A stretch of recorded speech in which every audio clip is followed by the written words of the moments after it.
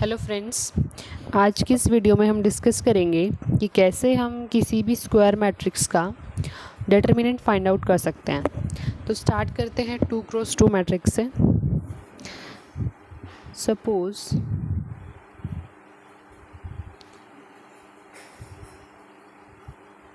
ये हमारी 2x2 की मैट्रिक्स है और हमें इसका डिटर्मिनेंट फाइंड आउट करना है। So what will be the process? हम इन दो एलिमेंट्स को पहले मल्टीप्लाई करेंगे, यानी कि a11 इंटू a22 और माइनस करेंगे इन दो एलिमेंट्स को, यानी कि a12 और a21, इसको हम मल्टीप्लाई करेंगे। तो इसका जो रिजल्टेंट वैल्यू आएगी वो हमारी 2x2 मैट्रिक्स का डिटर्मिनेंट होगी। एक एग्जांपल की हेल्प से हम देखते हैं इसको। सपोज हमें इसका डिटर्मिनेंट फाइंड आउट करना है, तो कैसे करेंगे? इसको मल्टीप्लाई करेंगे 4 2 इंटू 2 माइनस 3 इंटू 1, यानी कि 4 माइनस 3 इज इक्वल टू 1। तो इस मैट्रिक्स का डिटर्मिनेंट क्या है? 1। ये हमारा आंसर है। तो ये था कि हम 2x2 मैट्रिक्स का डिटर्मिनेंट कैसे फाइंड आउट कर सकते हैं। अब हम आते हैं 3x3 के मैट्रिक्स का डिटर्मिनेंट हम कैसे फाइंड आउट करेंगे। ये हमारी 3x3 की मैट्रिक्स हम लिख रहे हैं।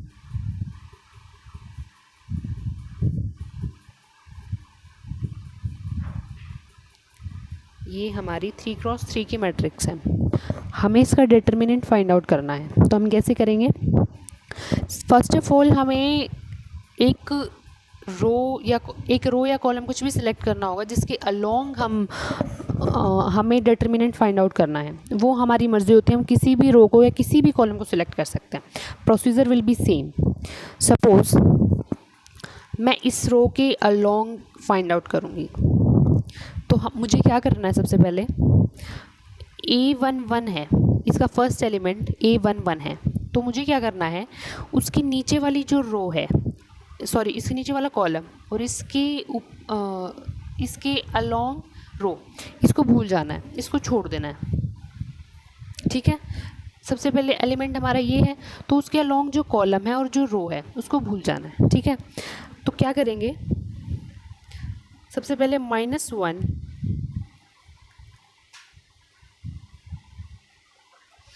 ये क्या है? -1 की पावर i प्लस जे। यहाँ i प्लस जे की वैल्यू क्या होगी? नंबर ऑफ रो और कॉलम। यहाँ i की वैल्यू क्या है? 1, तो i की जगह हम 1 लिखेंगे और j की वैल्यू क्या है? ये भी 1 है, तो यहाँ 1 आएगा और ये हमेशा -1 ही रहेगा। ये हमेशा -1 ही रहेगा। और i और j क्या डिनोट कर रहे हैं यहाँ? मतलब नंबर ऑफ रो और नंबर ऑफ कॉलम, यानी कि जिसके अलोंग हम फाइंड आउट कर रहे हैं ना, उसका नंबर ऑफ रो और नंबर ऑफ कॉलम। और ये जो नंबर बचे 4, इनका डिटर्मिनेंट, यानी कि हमारे 2x2 मैट्रिक्स बन जाएगी ना, a22 a23 a32 a33। तो इसका हमें डिटर्मिनेंट लेना है। ठीक है,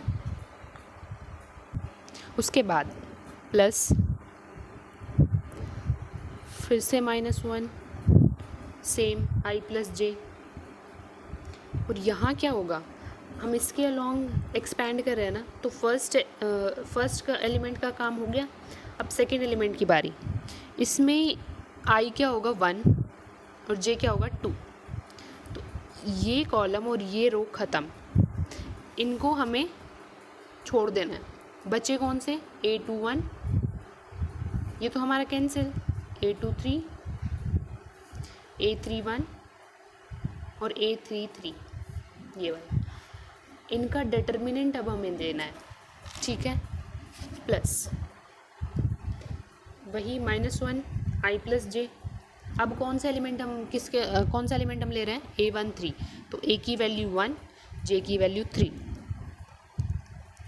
अब इसके अलोंग जो रो है वो कैंसिल और कॉलम कैंसिल, कॉलम और रो दोनों कैंसिल। ठीक है, अब बचा क्या? ये 4, इनका determinant a21 A22 A31 A32।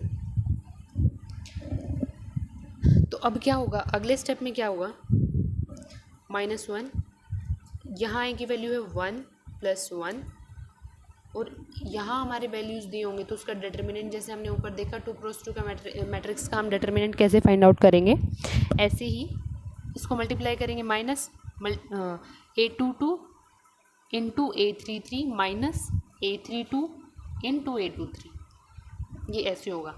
और आई और जे की वैल्यू 1 1 है तो 1 1 हमने रख दी, प्लस -1, इसकी जगह क्या रखेंगे, अब ये ले रहे हैं हम तो 1 + 2, और यहाँ इसकी वैल्यू आ जाएगी जो भी होगी, इसका डिटर्मिनेंट फाइंड आउट करके रखेंगे तो इसकी वैल्यू आ जाएगी, प्लस -1, आई की वैल्यू 1 + 3, और सेम ऐसे इस डिटर्मिनेंट की वैल्यू आ जाएगी। तो ये हमारा, ऐसे हम डिटर्मिनेंट 3 × 3 मैट्रिक्स का फाइंड आउट कर सकते हैं, और सेम मेथड से हम उसका फाइंड आउट कर सकते हैं, 4 × 4 या 5 × 5 किसी का भी हम फाइंड आउट कर सकते हैं। अब मैंने इस रो के अलोंग एक्सपैंड किया था, आप चाहो तो इस कॉलम के रो अलोंग भी एक्सपैंड कर सकते हो, किसी भी रो या किसी भी कॉलम के अलोंग हम एक्सपैंड कर सकते हैं, वही रहेगा मेथड सेम। ऐसे ही आई और जे की वैल्यू, सपोज़ मैंने ये लिया था तो आई और जे इसके अकॉर्डिंग रखे थे, अगर मैं ये ले लेती हूँ